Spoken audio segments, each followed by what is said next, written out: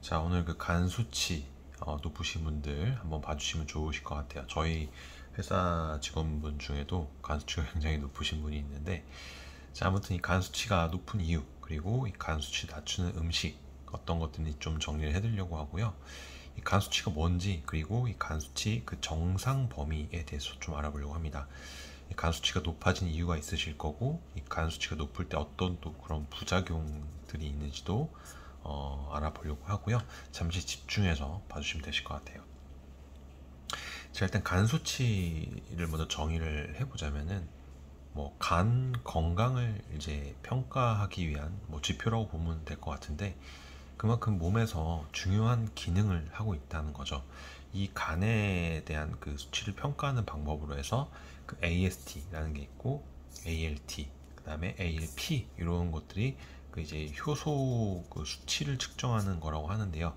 이 수치들은 간의 기능이라든지 그 간의 이 건강 상태를 나타내고 있는데, 이 간 어떻게 보면 질환이라든지 이 다른 건강적인 문제에 이런 문제들을 확인하는데 또 좀 도움이 될 수 있다고 합니다. 그래서 간 수치에 대한 정상 범위에 대해서 대략적으로 알고 계셔야 될 것 같은데, 정상 범위 같은 경우는 이제 의료 기관이라든지 이제 나라 국가별로 해서 조금씩은 차이는 있을 수 있는데, 이 AST는 10에서 40 사이, 그리고 ALT는 50에서 40 사이, 그리고 ALP는 30에서 120 사이 정도라고 합니다. 아무튼 이 수치들 같은 경우에는 이 간 세포의 그 건강한 상태와 이 기능을 보여주고 있고, 이 범위를 이제 벗어나면은 간 질환의 가능성이 있다라는 점을 참고를 해주시면 되실 것 같아요. 자, 그렇다면은 이렇게 간 수치가 높은 이유는 어떤 것들이 있는지 좀 정리를 해보자면은 여러 가지 요인들이 있을 수 있는데, 주로 이제 그 간세포의 어떻게 보면 손상 부분이겠죠. 또는 이제 간 기능의 저하 부분이라든지 간염이라든지 또는 지방간도 있을 수 있고, 약물이라든지 독성 물질 이런 것들에 따라서 발생이 될 수 있는데, 그리고 외적으로도 이제 바이러스 침투라든지 지방 간증이라든지 이제 간염 바이러스 이런 것들도 있었고, 이제 간경화 같은 것도 있을 수 있겠죠. 이런 아무튼 다양한 요인들로 인해서 이 간 수치가 높아질 수 있다는 점인데, 이러한 이유들 중에서 두 가지에서 세 가지 이상 해당이 될 경우에는 반드시 그 원인이 있을 거예요. 그 원인을 반드시 밝히셔야 되고 치료를 받아보셔야 되겠죠. 자, 그렇다면 이 간 수치가 높을 때 오는 이 부작용은 어떤 것들이 있는지 좀 살펴보면은, 간 수치가 아무래도 높아지면은 이제 간 세포가 당연히 손상이 되면서 이 간 기능에 그 저하를 나타내다 보니까 다양한 부작용이라든지 합병증이 나타날 수 있는데, 기본적인 것들로는 피로할 수 있고, 이 소화 불량이라든지 이런 소화 문제가 있을 수 있고요. 피부에도 좀 변화가 나타날 수 있습니다. 그리고 가장 많은 게 체중 변화가 조금 많이 있을 수 있고요.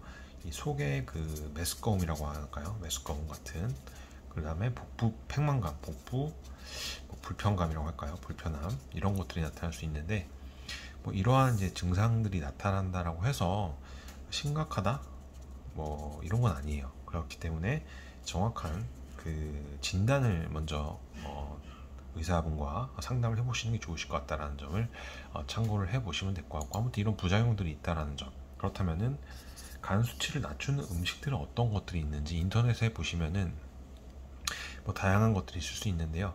아무래도 이 건강 식단을 유지하는 게 굉장히 중요한 거라고 볼 수 있어요. 그래서 이제 당연히 신선한 이제 과일, 야채 같은 거, 또는 식이섬유가 풍부한 음식, 해산물에 이제 오메가3 있죠. 오메가3, 지방산이라죠.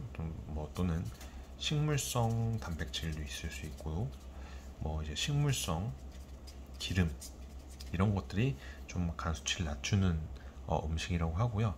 이 올리브 오일 있죠. 오일, 식이 보충 제도도 이런 고려를 할 수 있다는 점. 그래서 의사분이라든지 이런 영양사분들의 조언을 좀 듣고 나서 이 영양소를 좀 충분히 섭취를 해주시는 게 좋다라고 합니다.